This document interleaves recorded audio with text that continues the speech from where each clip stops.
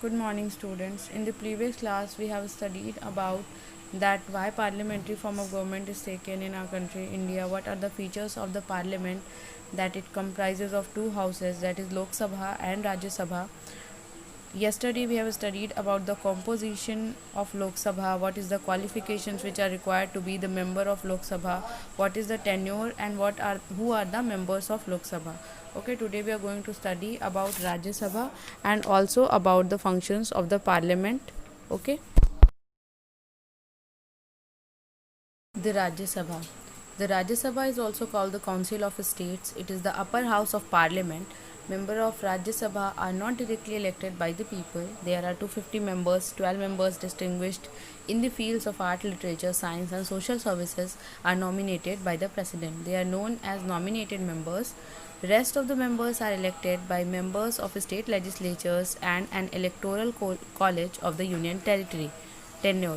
As I have told you earlier, that tenure is the valid or legal duration of being a member of Rajya Sabha. Rajya Sabha is a permanent body, so it is never dissolved. Okay. Members serve a period of 6 years and one third of the members retire every 2 years. The Vice President of India is the ex officio chairperson of the Rajya Sabha. The chairperson conducts the day to day affairs of the Rajya Sabha. The members also elect a deputy chairperson from among themselves. She take care of the affairs of the house in the absence of the chairperson. Rajya Sabha को जो है council of states भी बोलते हैं। ये upper house होता है parliament का। जो मेंबर्स होते हैं राज्यसभा के, उन्हें डायरेक्टली जो है इलेक्टेड नहीं किया जाता, लोगों के द्वारा उन्हें नहीं चुना जाता।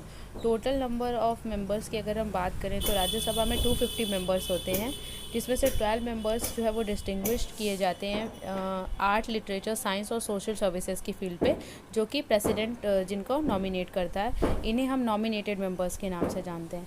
जो रेस्ट मेंबर्स होते हैं उन्हें इलेक्ट किया जाता है, जो मेंबर होते हैं स्टेट लेजिस्लेचर और electoral college of union territories उनके थ्रू। ठीक है। टेन्योर मतलब होता है कि मतलब कितने टाइम पीरियड के लिए आप राज्यसभा के मेंबर रहोगे। तो राज्यसभा एक परमानेंट बॉडी है, कभी भी डिसॉल्व मतलब कभी भी राज्यसभा भंग नहीं होती है। ठीक है। जो मेंबर्स होते हैं वो 6 साल के लिए बनते हैं, जो भी राज्यसभा के मेंबर होते हैं, और जो 1/3 मेंबर होते हैं वो हर 2 साल के बाद जो है वो रिटायर हो जाते हैं। जो वाइस प्रेसिडेंट होता है इंडिया का, वो एक्स ऑफिशियो चेयरपर्सन होता है राज्यसभा का, और चेयरपर्सन जो है वो डे टू डे मतलब जो भी अफेयर्स होते हैं राज्यसभा के, वो डेली बेसिस पे जो है उसको कंडक्ट करते हैं। और जो मेंबर्स होते हैं वो एक डिप्टी चेयरपर्सन भी अपने में से, मतलब जितने भी राज्यसभा के मेंबर्स हैं उनमें से एक डिप्टी चेयरपर्सन को भी सेलेक्ट कर लेते हैं।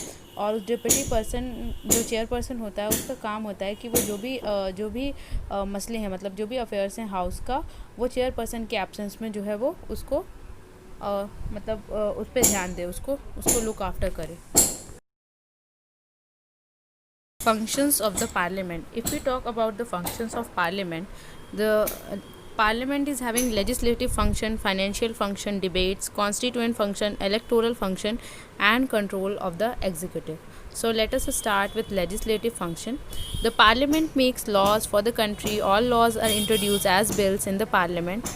After approval by both the houses, the bill becomes a law. The parliament legislates on all subjects mentioned in the union list, concurrent list and residuary list.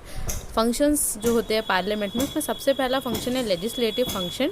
जो पार्लियामेंट होता है वो law बनाता है कंट्री के लिए, और जितने भी लॉज होते हैं वो बिल्स के फॉर्म में जो है पार्लियामेंट में पहले इंट्रोड्यूस किया जाता है।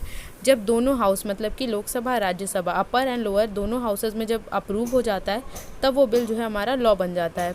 पार्लियामेंट जो है वो लेजिस्लेट करता है सारे सब्जेक्ट्स को जो भी मेंशन्ड होते हैं यूनियन लिस्ट, कंकरेंट लिस्ट और रेसिड्यूअरी लिस्ट में। Financial function.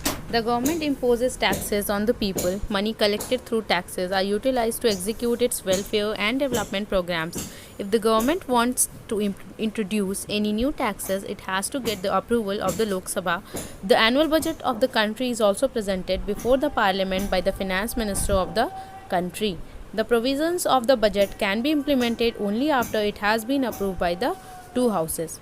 सो जो सेकेंड फंक्शन होता है पार्लियामेंट का, वो फाइनेंशियल फंक्शन होता है। जो गवर्नमेंट होती है वही इम्पोज करती है जितने भी टैक्सेस होते हैं लोगों पे उसको।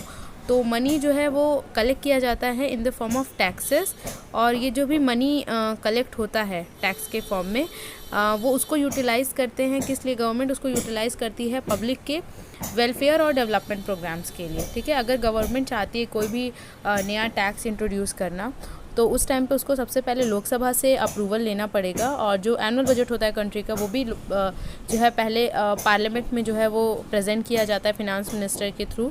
कंट्री का जो भी एनुअल बजट होता है, जो प्रोविजंस होते हैं बजट के, वो भी इम्प्लीमेंट किए जाते हैं। जब बोथ लोकसभा राज्यसभा दोनों से अप्रूवल मिल जाता है, तब उसके बाद ही जो है उसको बजट को इम्प्लीमेंट किया जाता है।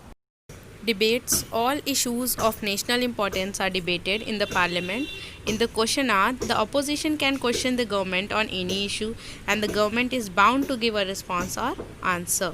The question answer sessions and the debates are of utmost importance, and the people of the country get to know the reasons behind the decisions taken by the government. The people can also prevent misuse of power by the government. This also helps in generating public opinion.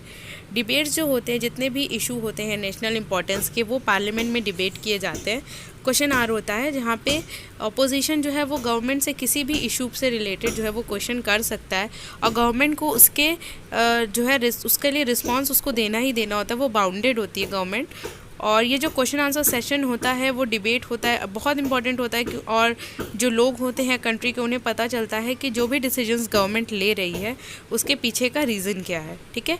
Government जो है कभी भी जो है अपने power का misuse नहीं कर सकती इसी की वजह से, क्योंकि डिबेट्स होते रहते हैं। ये जो है पब्लिक ओपिनियन को भी जनरेट करने में काफ़ी हेल्पफुल होता है। Constituent function. The Parliament can make changes or amendments to the Constitution. However, all the amendments are valid only after they have been approved by both houses of the Parliament. Okay, third function जो है वो constituent function है। Parliament के पास ये authority होती है, power होता है कि वो जो है अमेंडमेंट्स कर सके, चेंजेस कर सके कॉन्स्टिट्यूशन में। लेकिन जो भी अमेंडमेंट्स मतलब जो भी चेंजेस पार्लियामेंट करती है वो वैलिड तभी होते हैं जब उसको लोकसभा और राज्यसभा दोनों हाउसेस जो है पार्लियामेंट के वो अप्रूव कर दें। Okay.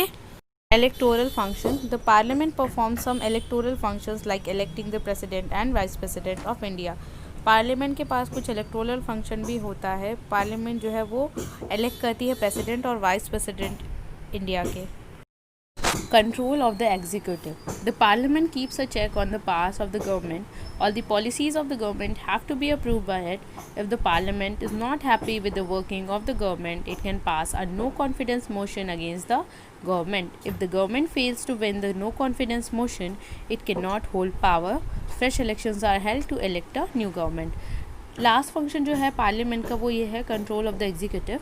पार्लियामेंट जो है वो हमेशा जो है नज़र रखती है कि गवर्नमेंट अपने पावर को मिसयूज़ तो नहीं कर रहा है। जो भी पॉलिसीज़ होती है गवर्नमेंट की वो पहले जो है पार्लियामेंट अप्रूव करता है, उसके बाद ही आगे जाती है। अगर पार्लियामेंट जो है वो हैप्पी नहीं है गवर्नमेंट की वर्किंग से, तो उस टाइम पे एक नो कॉन्फिडेंस मोशन जो है गवर्नमेंट के अगेंस्ट में पास किया जाता है।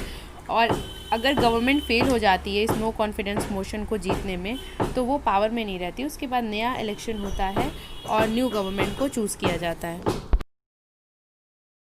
That's it for today's class. Thank you.